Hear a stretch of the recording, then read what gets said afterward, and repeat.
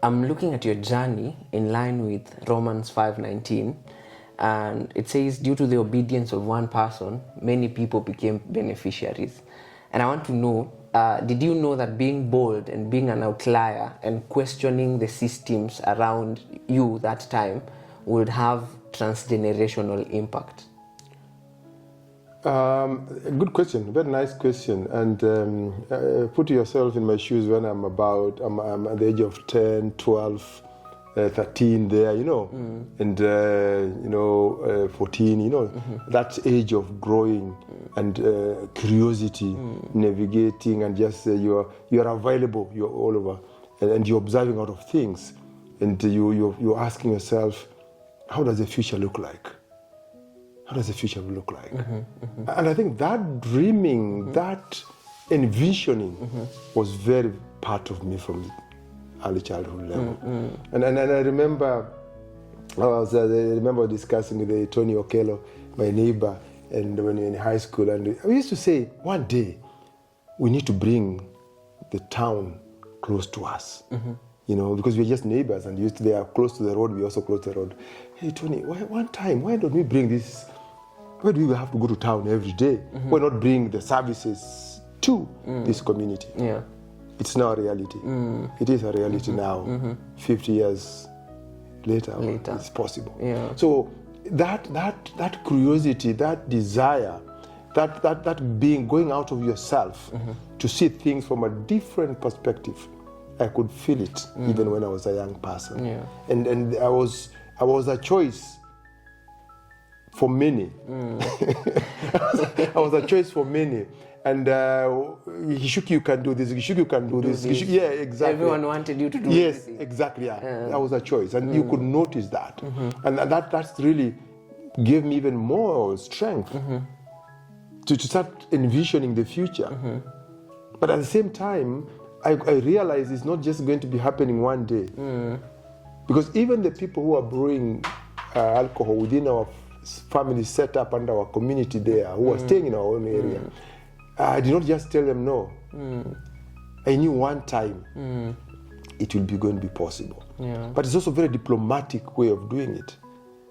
If you want to replace something, create a new, and the old will become obsolete. Say that again.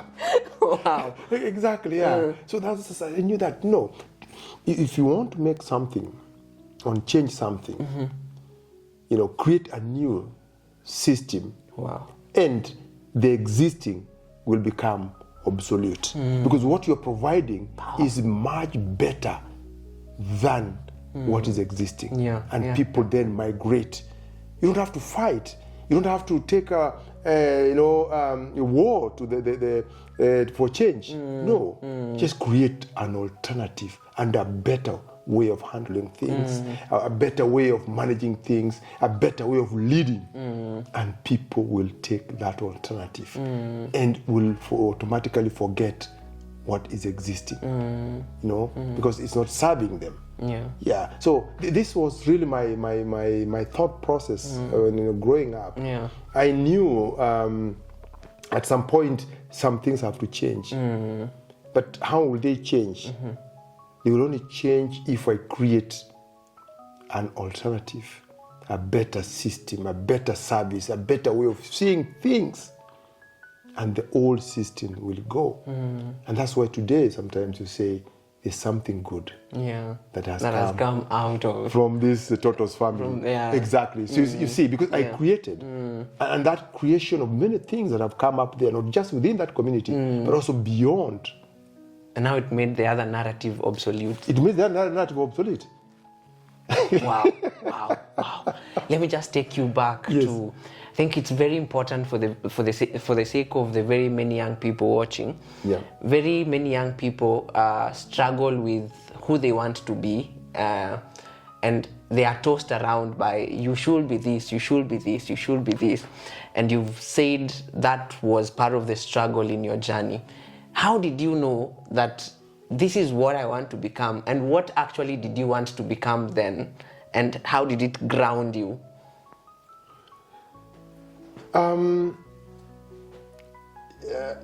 a normal answer would be, I wanted to be a teacher, I wanted to be a doctor, I wanted to be something like that. That was not me. That was not me. You know, I knew first I really wanted to change the fortune and the livelihoods of my family.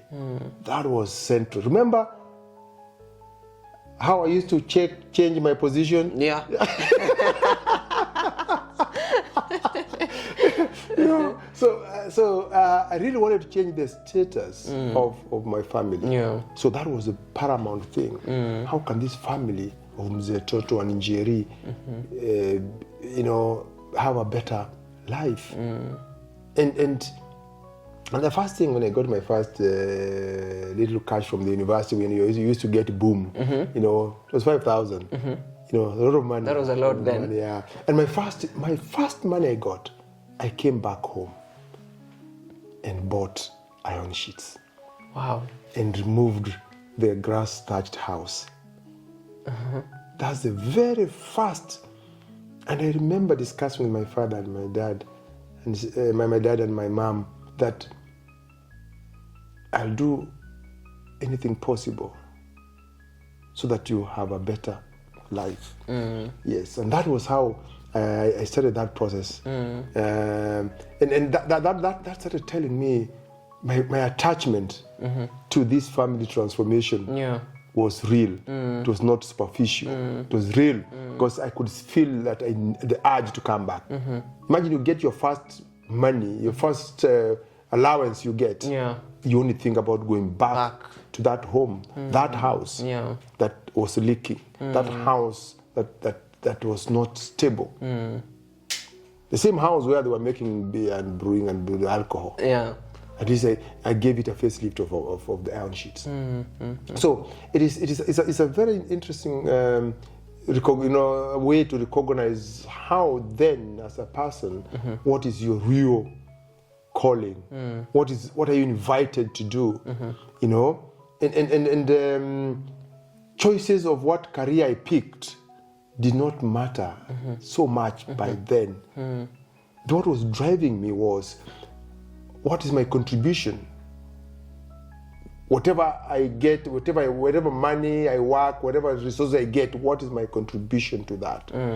And then of course you start asking, what are the pathways of your choices for your career? You know, academically based. Let me become the academic based career, because there are many other careers that are not academically based. And I spent, to be honest, in most of my my university time and my high school time, much of it was spent in leadership development.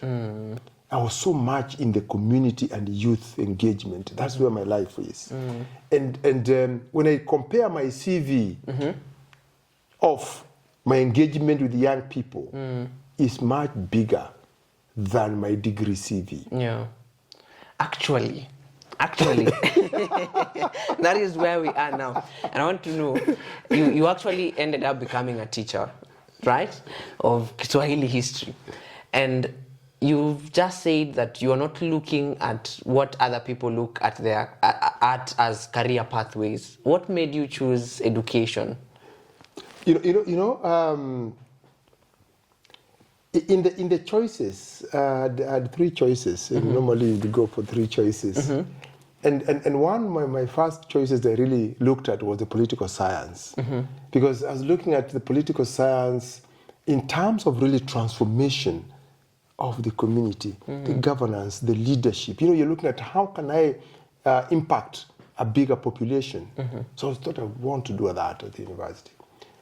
And the second was mass communication, media. Yes, I was really, even when I was in high school, I was reporting a lot. I would imitate most of the radio presenters and news anchor at that time.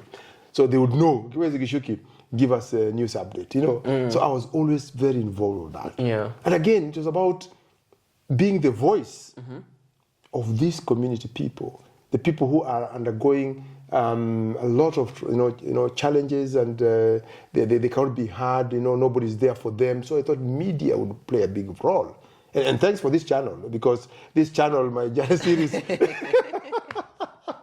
is actually making us reach more people around the world. True. Because that's what social media, and the media platforms did. Yeah. By then that's what I wanted to do.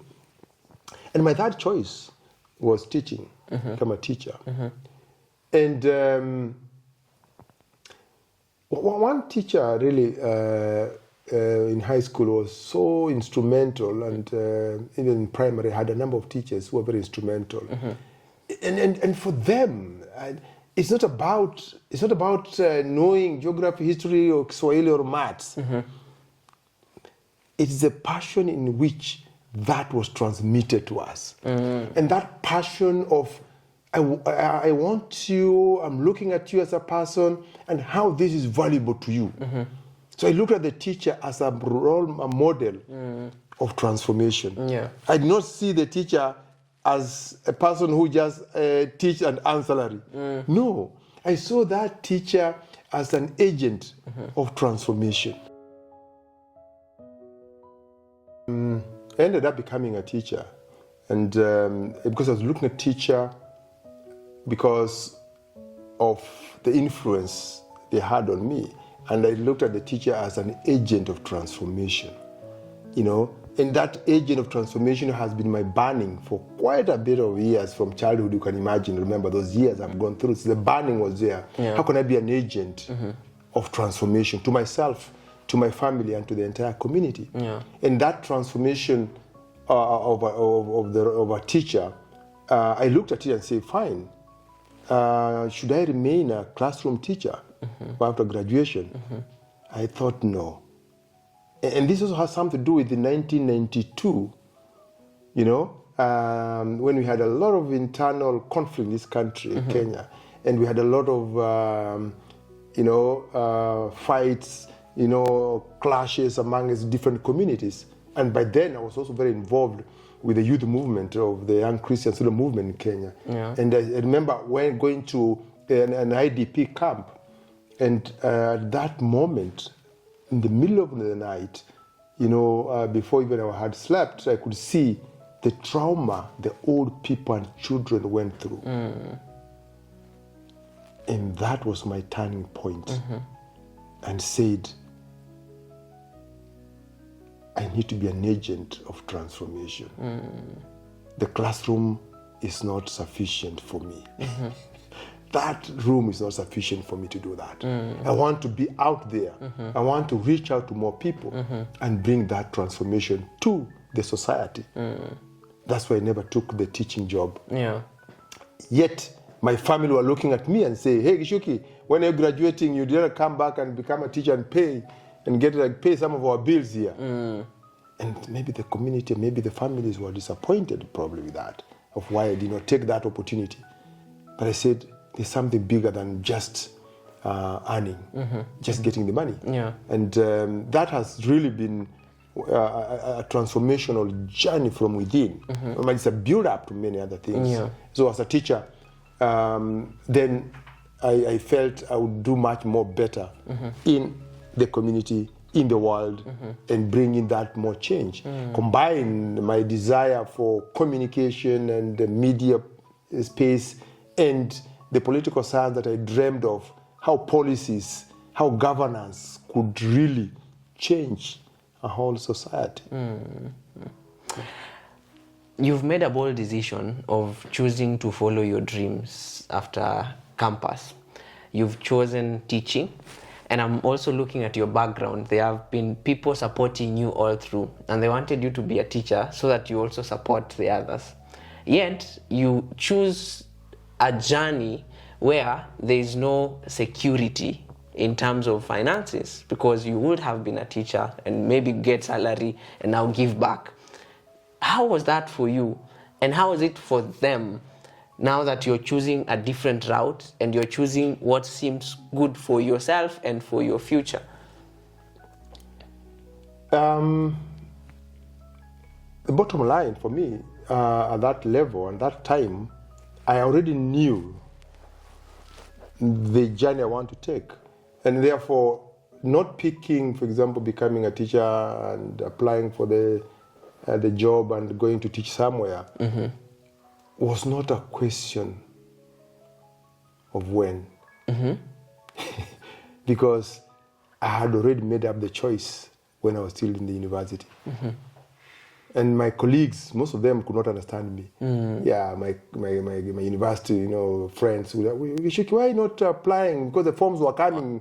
Yeah, apply and... permanent and pensionable. What is your struggle? Why are you not doing that? Yeah. But remember, I had an experience, an encounter. And you have seen a lot of my journey has always been about encounters and what I did with those encounters. They see, they judge, and they act. So when I was in this IDP, this space, and I came to realize much later that my uncles were also part of that. They were also affected by that, that conflict. But they were also there in the camp, but I could not know them at that point. Yeah. But how you interpret moments is very important. Yeah.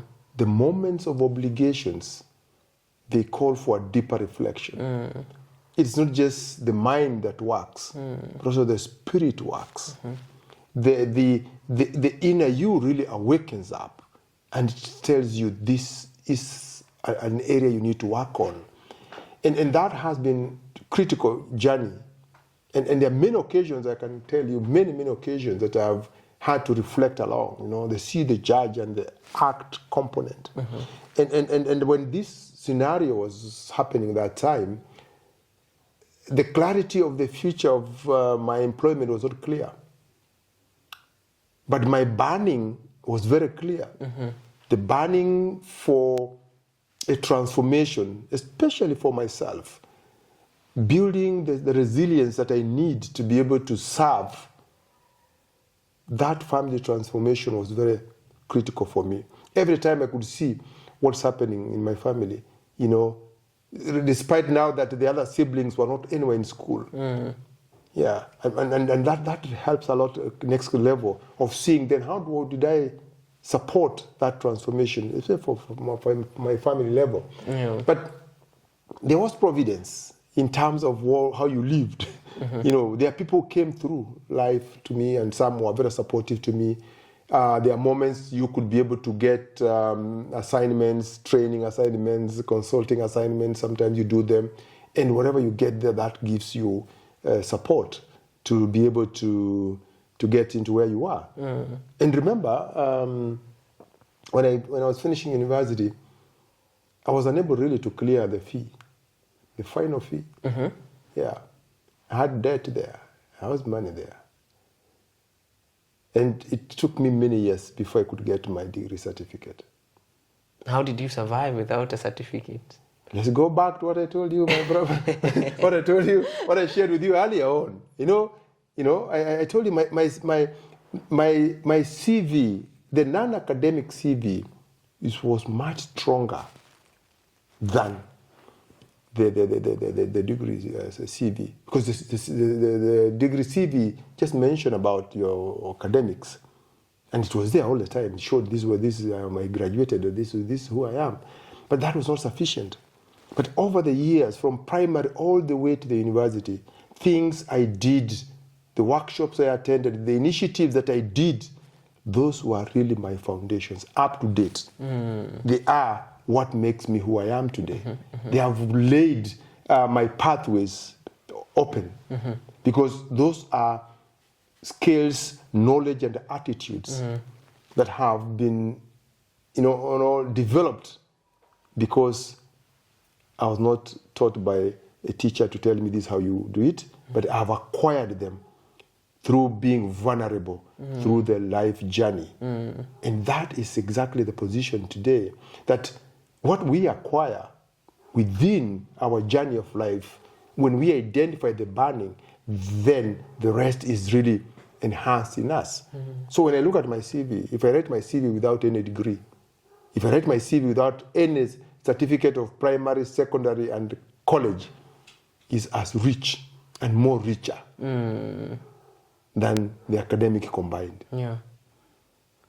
But then I'm looking at, you see, for African families, and for those of us who grew up being told education is the only key to success, make sure when you go to school, your only assignment is to study. Where did you, and how do you draw then the balance between education and passion? I don't want to answer from an academic point of view. I want to answer like an academician. I don't want to answer that particular perspective because I do value the formal education. I do value and I promote it a lot. But I'm an advocate of education for life. That in the academic education system, the amount of time and the amount of space allocated for life is very important, but sometimes it's so much missing. That education for life provides an opportunity for you to really get into your inner self. And that's what YCS did a lot. And that's why movements that they participated in did a lot of that, education for life. And it opened up even more educational opportunities, the academic opportunities now, to be able to even understand what you're doing in class and relate that to your abilities that you have, your passion that you have. That discovery is two-way. Getting from the education of life, education for life, but also getting the education, what you call the academic education, knowing how to deal with the mathematics, English, whatever, CRE, whatever you're studying, engineering, whatever. That's very academic and very specific for that. It's very important to have that. And pursuing that helps a lot. But then you must also find balance between what makes your life tick and discovering where you have more leverage in your life and pursuing the inner burning. And today I've talked a lot of inner burning, a lot of that, because that's where the real inner journey process, the burning in you, what really matters to you a lot, and what you want to bring as a change is important. And anchoring that on a strong foundation. And it is that foundation that then creates the opportunity for you to have a livelihood. Because livelihood is an outcome. It's not an end by itself. Yeah, and most of us look at it as an end. Yes, and therefore we forget looking at the journey, the process that takes you there.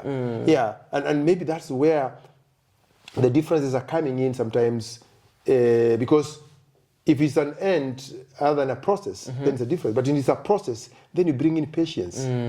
You bring in persistence, consistency in what you really want to do. And develop the necessary resources within you to be able to make it a constant and predictable livelihood opportunity for yourself. So this is the conversation that is I went through. And then you ask, okay, so why did you avoid this and do this? And some people will have different school of thought. And that school of thought is acceptable. And that's why I didn't want to answer your question from an academic perspective, because then I'll fall victim of being judgmental of the other side. But I am who I am because I'm speaking from a very personal journey.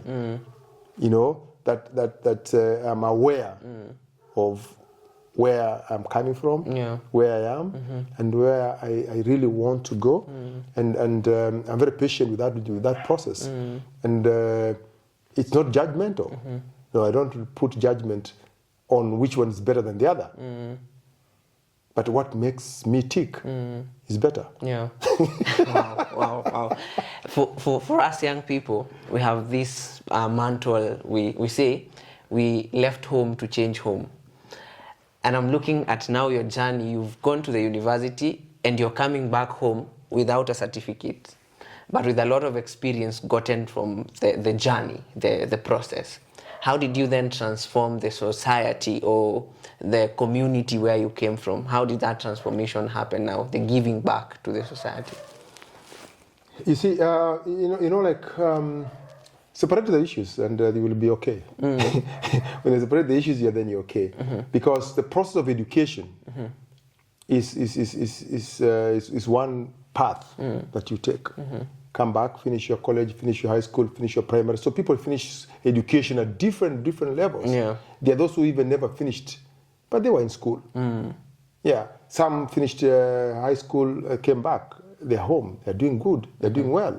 Others finished college. They came back home. They're doing what they went to do.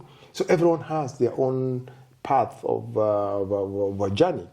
Some are endowed personally with the ability to really understand the education needs and the requirements. That's why we have great scientists. We have great mathematicians. So there are many, historians. There are people who look at that level. And for me, it's looking at coming back home. My social transformation journey. That's where my space is. So I have looked at what do I do? I don't have to have money to bring a social transformation. I don't need to be a senior person to bring that social transformation there. But coming back home, you realize you needed to continue where you began. Because when you're, of course, in school, you have to be away for a while, but you're coming back, of course, constantly to do that. Yeah.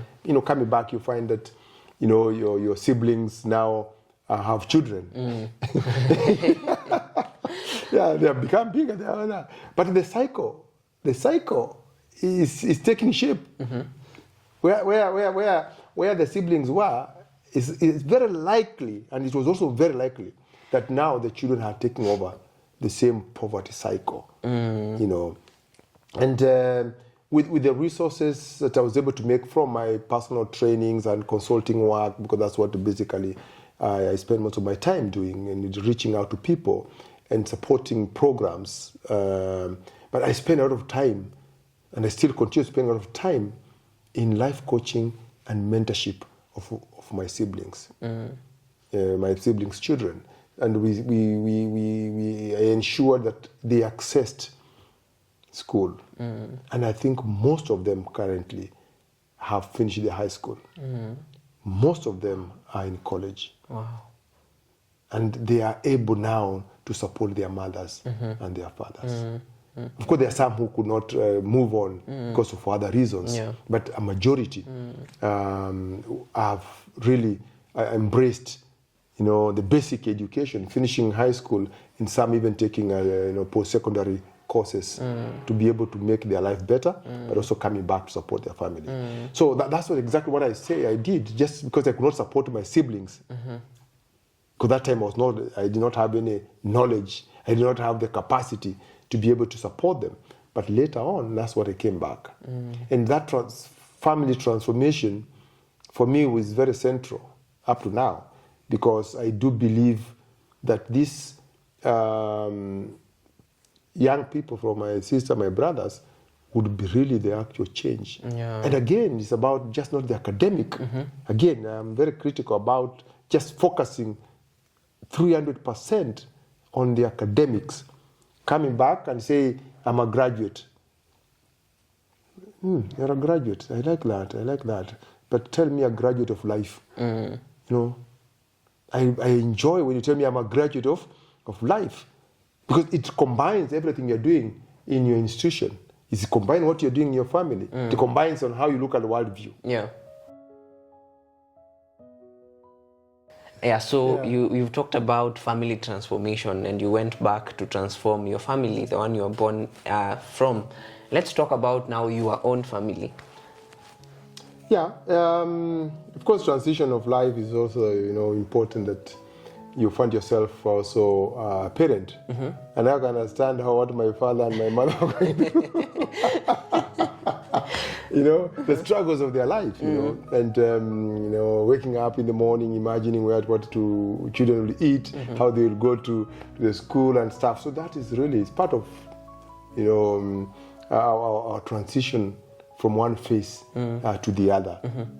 So from being a youth, a child, a youth, now into a family person. I think in introduction I did mention my wife Catherine and my daughter Sarah and my son Joseph, and this that forms my nuclear family now. Yeah. And I spent quite a bit of time after college, really, before I really went into marriage, because there was so much has to be done. Because my sisters, my son, my brother's children, and all that generation needed my attention. Ensuring they go to school, they have mentorship and all that kind of stuff. The little resources I could be able to get at that time was to support this family, of my sister and my brothers to stabilize. And that journey has not been easy, but very fulfilling for me when I look back and see these young people, what they have become. Yeah. It's just amazing.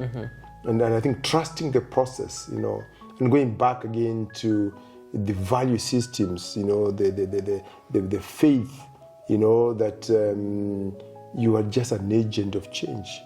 You're an agent of transformation. You're not just an employee or just a worker. No. I think that was so strong. And I think looking at that and bringing it back to the family was powerful for me. So I've seen all these young people moved on to who they are. Some are actually married. They have got great children. Wow. So, and that culture of supporting the family has continued. Today, the grandchildren of my mother meet every year just to review their own journey and where they're headed to, and what support each of them need. And that for me is really